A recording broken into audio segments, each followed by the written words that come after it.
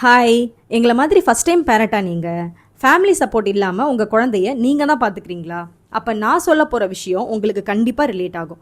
குழந்தை பிறந்த டைமில் என் மைண்ட் செட் எப்படி இருந்துச்சுன்னா, இவனை ஃபுல் அண்ட் ஃபுல் நான் தான் பார்த்துக்கணும், எல்லாமே என் ரெஸ்பான்சிபிலிட்டிஸ்னு. எனக்கு தூக்கம் வந்தாலோ, பசிச்சாலோ, ஸ்ட்ரெஸ்ஸாக இருந்தாலோ எதையும் ஷேர் பண்ணாமல் அப்படியே இருந்து ஒன் டே எனக்கும் என் ஹஸ்பண்டுக்கும் பெரிய ஆர்குமெண்ட்டே ஆயிடுச்சு. அதுக்கு மெயின் ரீசன் நான் தான். எதனால் நான் ரீசன்னு சொல்கிறேன்னா, எனக்கு என்ன தேவைன்னு என் ஹஸ்பண்ட் கிட்டே நான் சொல்லாமல் இருந்தது தான். அதுவே என்னோட ஸ்ட்ரெஸ்ஸாக மாறிடுச்சு. உங்களோட ஹஸ்பண்ட் டேக் கேர் பண்ணிக்கிறாங்க, ஆல்ரெடி ஃபுல் இன்வால்வ்டாக இருக்காங்கன்னா வெல் அண்ட் குட்.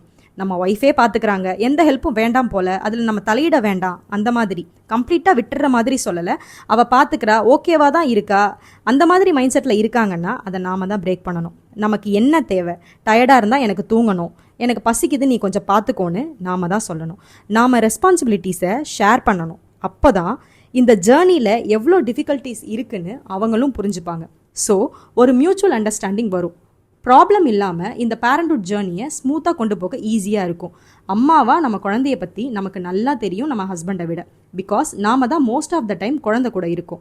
என்ன பண்ணால் குழந்தை அழாமல் இருப்பான், எப்படி தூக்கணும், எப்படி கம்ஃபர்டபுளாக வச்சுக்கணும்னு நாம் தான் அவங்களுக்கு சொல்லணும்.